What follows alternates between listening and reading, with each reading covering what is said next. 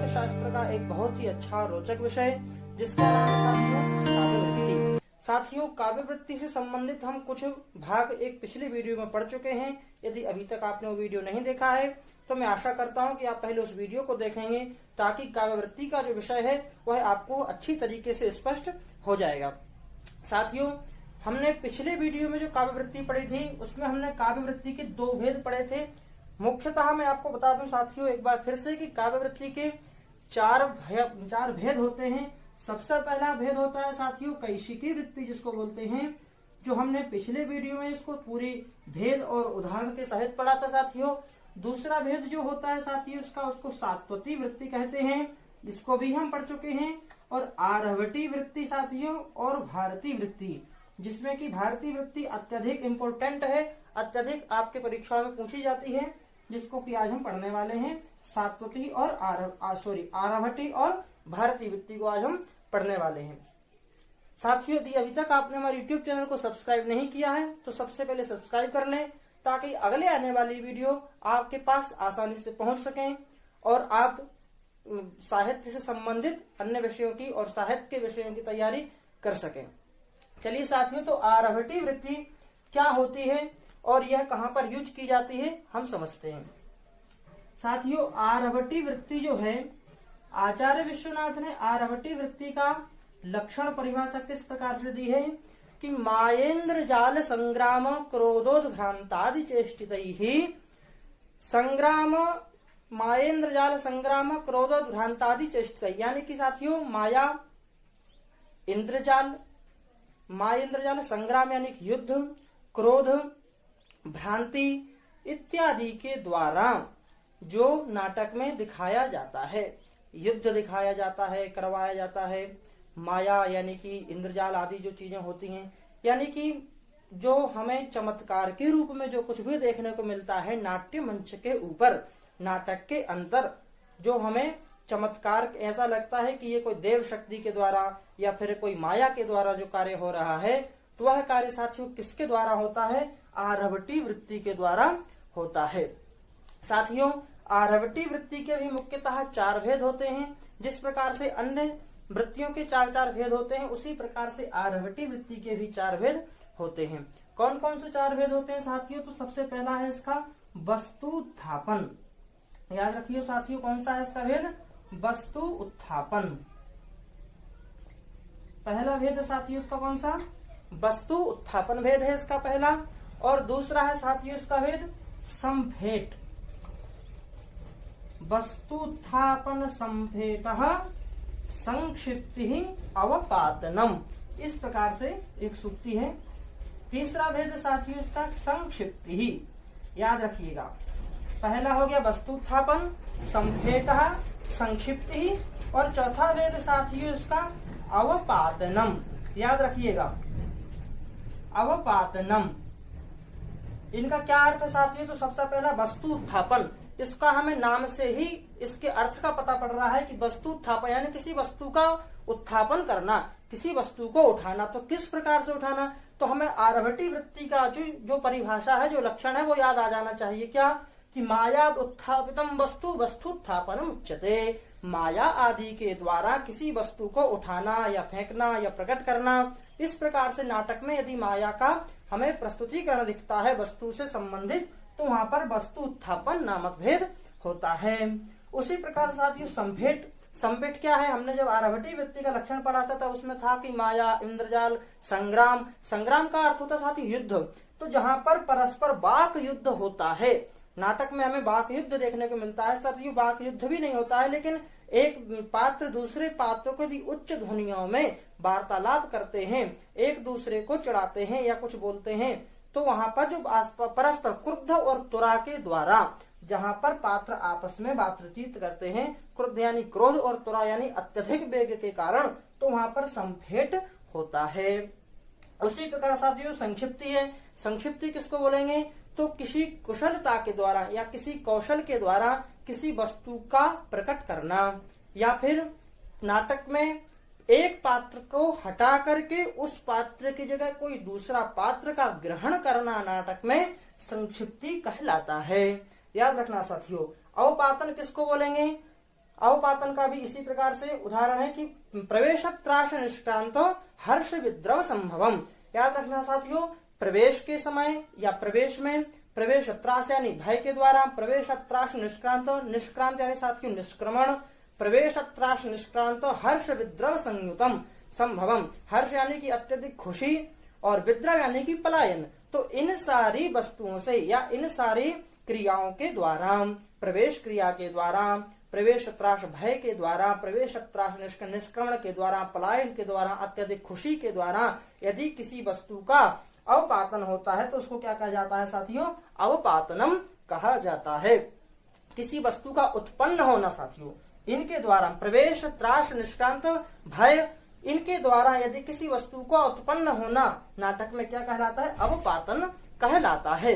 याद रखिएगा साथियों, ये होगी हमारी आर्यभट्टीय वृत्ति। आर्यभट्टीय वृत्ति के भी 4 उदाहरण होते हैं। आपसे किसी भी परीक्षा में, प्रतियोगी परीक्षा में पूछा जा सकता है कि वस्तुस्थापन किससे संबंधित है, संफेटः किससे संबंधित है, संक्षिप्ति, अवपातन में किसी एक का भी उदाहरण, कोई सा भी एक विषय या एक इसमें से नाम दे देगा परीक्षा में और आपसे पूछ लेगा कि बताइए यहाँ पर कौन सी वृत्ति है, किसकी बात चल रही है, तो आपको साथियों यहाँ पर क्या लिखना है? आर्यभट्टीय वृत्ति लिखना है। इसके बाद साथियों हम बात करते हैं एक बहुत ही महत्वपूर्ण वृत्ति और अत्यधिक जिसका हमने नाम भी सुना है, वो वृत्ति है साथियों हमारी भारतीय वृत्ति है। याद रखना साथियों, भारतीय वृत्ति, भारतीय का हमें नाम से ही पता पड़ रहा है कि भारतीय यानी संस्कृति, संस्कृति यानी संस्कृत भाषा। तो साथियों संस्कृत भाषा का मतलब क्या है? अत्यधिक नाटकों में हमें क्या देखने को मिल जाता है कि संस्कृत भाषा का उपयोग अत्यधिक होता है। अत्यधिक पात्र जो है साथियों संस्कृत भाषा में बात करते हैं। तो वही लिखते हैं आचार्य विश्वनाथ की संस्कृत प्रायो संस्कृत बहुलो वाक् प्रधानो व्यापारो भारती। अत्यधिक संस्कृत भाषा में वाक् प्रधान यानी कि वाणी की प्रधानता, बोलने की प्रधानता अत्यधिक जहाँ पर संस्कृत भाषा में होती है तो वहाँ पर भारती नामक वृत्ति होती है। संस्कृत प्रधान, संस्कृत प्रायो वाग व्यापारो प्रधानो भारती, जहाँ पर नट आदि का आश्रय या जहाँ पर नट आदि जो सूत्रधार है, नट है, नटी, सूत्रधार को ही नट बोलते हैं, नट, नटी, विदूषक आदि जो पात्र होते हैं नाटक में, वह जब अपनी बातों को सामने वाले श्रोताओं तक पहुंचाना चाहते हैं तो वह भारतीय वृत्ति का ही आश्रय लेकर के पहुंचाते हैं। यानी कि जो बोलेंगे तो वह संस्कृत में ही बोलेंगे, क्योंकि प्राचीन भाषा हमारी संस्कृत भाषा है। तो इसीलिए इसका नाम भी भारतीय वृत्ति रखा, क्योंकि यह अपने नाम से ही अपने को अपना उदाहरण प्रस्तुत करती है। साथियों इसके भी 4 भेद होते हैं और इसके जो 4 भेद होते हैं वह मैं आपको बतला दूं कि वह अत्यधिक परीक्षाओं में और परीक्षाओं के अलावा भी हमें साहित्य से संबंधित या हमारी कोई भी महाकाव्य, ग्रंथ, काव्य आदि से संबंधित उनके भेद रहते ही रहते हैं। कौन कौन से हैं साथियों इसको? तो तस्याह प्ररोचना विधि तथा प्रहसना मुखे। साथियों पहला है इसका भेद प्ररोचना। याद रखिएगा भारतीय वृत्ति का पहला भेद साथियों प्ररोचना, तस्याह प्ररोचना बीथी। दूसरा भेद जो है साथियों बीथी, आपने नाम सुना होगा, बीथी इसका भेद है दूसरा, तस्या प्ररोचना बीथी तथा प्रहसना मुखे। तीसरा भेद साथियों प्रहसनम। कौन सा भेद है तीसरा इसका? प्रहसनम। और चौथा भेद जो होता है साथियों भारतीय वृत्ति का, उसको बोलते हैं हम आमुख। यह तो नाम आप लोगों ने बहुत ही अच्छे से सुना होगा, आमुखः या आमुखम। ठीक है साथियों, हम इनके चारों के बारे में समझते हैं ये होते क्या है। साथियों सबसे पहला लिखा है भेद प्ररोचना। प्ररोचना का मतलब क्या होता है? बीथी दूसरे नंबर पर, तीसरे नंबर प्रहसन और चौथे नंबर पर है आमुख। तो साथियों जो प्ररोचना होता है, प्ररोचना किसको बोलेंगे? तो अत्र उन्मुखीकारा प्रशंसातः प्ररोचना। जहां पर नाटक जब प्रारंभ होता है तो आप लोगों ने अत्यधिक देखा होगा कि जो सूत्रधार होता है या कोई पात्र विशेष होता है तो जब वह अपने नाटक को शुरू करने के लिए मंच पर जब आता है तो वह मंच के ऊपर से यानी कि जनता के सामने आकर के या फिर नेपथ्य में जाकर के या फिर आकाश भाषित यानी कि जो आकाशवाणी या आकाश भाषित जो एक वाक्य होता है नाटक में, उससे जो बात प्रस्तुत की जाती है साथियों, प्रस्तुत की जाती है का मतलब है कि आकाश भाषित या नेपथ्य के द्वारा जहां पर अत्र उन्मुखीकारा प्रशंसाता, जहां पर प्रशंसा के द्वारा अपनी बात को उन्मुख किया जाए, यानी कि नट आदि प्रशंसा के द्वारा राजा की, कवि की या नाटक की प्रशंसा करते हुए जनता को उन्मुख करते हैं उस नाटक की तरफ। कि इसमें इस प्रकार का वर्णन है, कवि हर्ष ने इस प्रकार का काम किया था। इस प्रकार से किसी कवि का या किसी राजा का वर्णन करते हुए जब कोई नट या सूत्रधार क्या करता है साथियों, जो जनता है, देखने वाले श्रोतागण हैं, उनका ध्यान जब प्रशंसा के द्वारा लेकर के जाता है नाटक में, तो वहां पर प्ररोचना नामक भेद होता है। बीथी और प्रहसन, ये जो दो भेद हैं साथियों, तो आप लोगों ने नाम भी सुने होंगे, उपनाटक के अंतर्गत ही आते हैं। और जिस प्रकार से हम नाटकम अथ प्रकरणम भाणम व्यायोग समवकार डिम इहा मृग बीथी अंक और प्रहसन, तो वहां पर साथियों जो होता है बीथी और प्रहसन, इसलिए यहाँ पर हम ना इसके उदाहरण को समझेंगे ना इसकी परिभाषाओं को समझेंगे, क्योंकि इनकी परिभाषाएं बड़ी बड़ी हैं कि अंक होते हैं, इनके अंदर एक अंक होता है या दो अंक होते हैं, और फिर इसके अंतर्गत कौन सा रस होना चाहिए, कौन सा नायक होना चाहिए, कौन सी नायिका होनी चाहिए, तो इनके अंतर्गत भेद प्रभेद और इनकी बहुत विस्तृत व्याख्या दी गई है साहित्य दर्पण में। तो यहाँ पर हमें केवल ये नाम भी हम समझ जाएंगे, उतना ही मेरे हिसाब से काफी है। आमुख साथियों जो होता है, ये थोड़ी सी बड़ी विषय है आमुख का, क्योंकि आमुख किसको बोलते हैं तो मैं आपको बताता हूँ। नटी विदूषको वापी पारिपार्श्विक एवं सूत्रधारण सहिता संलापम मित्र कुर्वते चित्रैर्वाक्यैः सुकार्योत्थैः प्रस्तुता क्षेपीभिर्मुखः आमुखम तत्त्वविज्ञेयम् नामना प्रस्तावनापीसा। साथियों, इस आमुख का एक और नाम है जिसको कि हम प्रस्तावना बोलते हैं, जिसको कि हम अपनी भाषा में भूमिका भी बोल सकते हैं, जो कि क्या होता है साथियों, नटी विदूषको वापी पारिपार्श्विक एवं। सबसे पहली लाइन है कि नटी यानी कि सूत्रधार की पत्नी, विदूषक पारिपार्श्विक यानी सूत्रधार के साथ रहने वाला जो उपनट होता है वह, सूत्रधारेण सहिता संलापम यत्र कुर्वते, साथियों सूत्रधार के साथ मिलकर के जहाँ पर परस्पर वार्तालाप करते हैं, चित्रैर्वाक्यैः सुकार्योत्थैः खुद के कार्य के विषय में बताने के लिए चित्र विचित्र बातों को जोड़ करके मिला करके जनता के सामने प्रस्तुत करते हैं। जहां पर यानी कहाँ करते हैं साथियों, जब आपने देखा होगा नाट्य का जब प्रारंभ होता है, जहां पर नांदी होता है नाटक में, नांदी के पहले ही ये नटी, नट, सूत्रधार और विदूषक आपस में मिलकर के इस प्रकार की बातें करते हैं, बड़ा चढ़ा करके बोलते हैं, ताकि जनता को लगे हो अब क्या होने वाला है, अब क्या होने वाला है। तब फिर बताते हैं कि हाँ अब इस कवि का, इस कवि के गोत्र का और इस गोत्र के कवि का या राजा का या फिर इस प्रकार का नाट्य का और मंचन होने वाला है। इस प्रकार से जो बताते हैं साथियों, तो वह आमुख यानी कि प्रस्तावना होती है। उसी आमुख का दूसरा नाम प्रस्तावना भी होता है।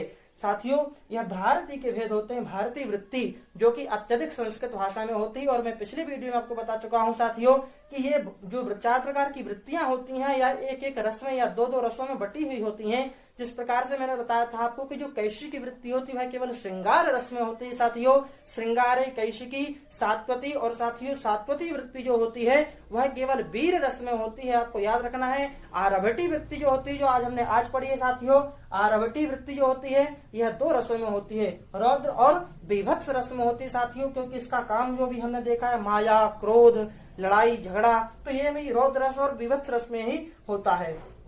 किसी को उठा के पटक देना, माया के द्वारा उठाना, फेंकना इत्यादि चीजें, किसी को प्रकट कर देना है, किसी नए पात्र का ग्रहण कर लेना, तो ये सारी चीजें हमें बीभत्स और रौद्र रस के अंतर्गत ही समझ में आती हैं। साथ ही जो भारतीय वृत्ति होती है सभी रसों में होती है, मैंने आपको पिछली वीडियो में भी बताया था। याद रखना साथियों, भारतीय वृत्ति, प्ररोचना, बीथी, प्रहसन और आमुख, इस प्रकार से 4 उसके भेद होते हैं, और यह सभी रसों में होने वाली वृत्ति होती है। और अत्यधिक संस्कृत भाषा में वार्तालाप जो नाटक में हमें देखने को मिलता है वह भारतीय वृत्ति ही कहलाती है।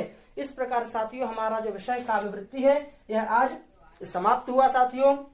आशा करता हूं आप लोगों को वीडियो बहुत ही पसंद आएगा और आप लोगों के लिए बहुत ही लाभकारी होगा। साथियों, मैं आपसे वापस कहता हूं, यदि अभी तक आपने चैनल को सब्सक्राइब नहीं किया है तो सबसे पहले सब्सक्राइब कर लें, और आपको वीडियो में कुछ भी समस्या या काव्य वृत्ति पढ़ने में कोई समस्या आती है साथियों तो कमेंट करके मुझे अवश्य बताएं।